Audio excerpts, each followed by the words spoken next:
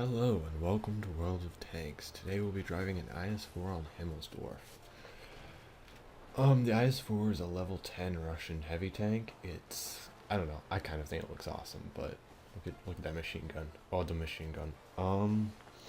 Doesn't really have enough HP to take on more than a couple heavy tanks at a time, but you know, it kind of generally does the trick. 2,500. 440 alpha damage on this 122mm gun with about 258 penetration, 340 with gold rounds, but they bounce off anything that's sloped, so they kind of suck. It has weak but very sloped frontal armor, so I don't know. Sometimes you can pull stuff off, but I'd highly suggest not getting shot. Looks like they're prompt for once. Hello. In my opinion, this is a very well-rounded tank with like that huge HP pool for most tanks. It's not enough to go up against more than 2 or 3 at a time, but yeah. Weighs about 60 tons, very sloped frontal armor, but has its weak spots, the glaciers especially, and then the small front plate. See that side armor though? It's actually thicker than the front at 160 millimeters. It's a very side-scraping orientated tank because of that, and I would not suggest getting caught in the open, especially with the huge lower glaciers on this tank. It's not as big as the E100 or anything, but they're not going to have a hard time hitting it. Oh look, an IS-3. So cute. It actually comes elite with the same top gun as the STI, but better aim and reload. Horrible accuracy for the gun, really, because it's Russian naturally.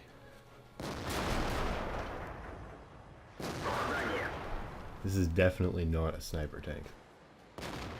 I'd suggest some sort of snapshot perk, and it was developed in the early 1944, and then produced 47 through 49, but it was transferred in 1950 to the Soviet Far East in hopes of interfering with the Korean War, but those plans were immediately cancelled, so it never really happened. There were two IS-4s, or so they were called. One was just an IS-2 remounted with a 100mm DT-10 gun, and the other was this one, which was developed separately in competition with the IS-3. With this bad boy, you always want to abuse that nice turret armor, but never let a tank destroyer or anything with really any damage at all catch you in the open. Most of my deaths are because of either artillery fire finding me or tank destroyers. Now, I failed pretty bad protecting my support here, but I don't know. I'm just trying to stay alive. That E100's damage is kind of nasty, and I was getting hit pretty bad already.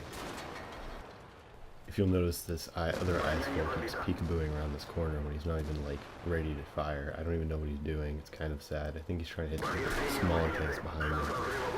Always focus down the tanks that can penetrate you or do the most damage to you first. In an IS-4, you have decent armor, so I always take out the ones with high pen or high damage, because really, those tier 8s behind them, they're not really any concern. When you're turning in this tank, you want to turn both your turret and your hull towards them. Try to keep the hull angled though still, because that way you can get a higher traverse speed. With most Russian tanks, it's only about a 20 traverse, so it's kind of difficult to kill anything trying to circle you.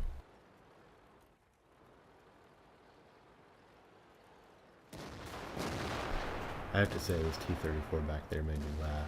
The tier 10s weren't even bothering with him, and he kept sniping and weakening their HP just as much as I was, because he actually has a very similar alpha. But he was literally just hull down the whole time. It was kind of funny. That's how you should do a T-34 in a tier 10 game. It's very support orientated. You want to protect your support, and your support will protect you. You don't have the DPM to take out the whole flank. You're going to need a ton of help. So what you really just need to do is keep their attention on you without getting them to rush you or anything, and then push in after you've gotten their HP down and killed most of their heavy hitters. Like right now, see, he goes and kills my tank destroyer, so I don't know. I think I shouldn't have, but I got a little bit angry here. Boom, goodbye. Turn, angled for the IS-4. I got extremely lucky. The first shot actually went in, and then I could barely aim through the smoke, but I popped his lower glacius,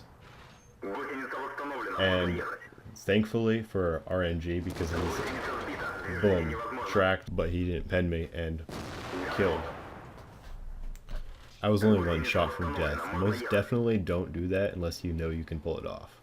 Usually I can't, so yeah, that was mostly just luck with the random number generator with all that smoke. And he didn't pen through my tracks, he got tangled up.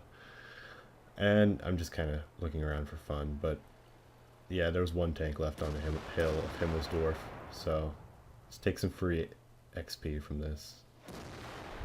Overall, the IS-4 is a very versatile tank, but yeah, always use cover. The IS-4 is very versatile. It doesn't have very many strong points. The turret is very nice, but that's typical of most tier 10 heavies.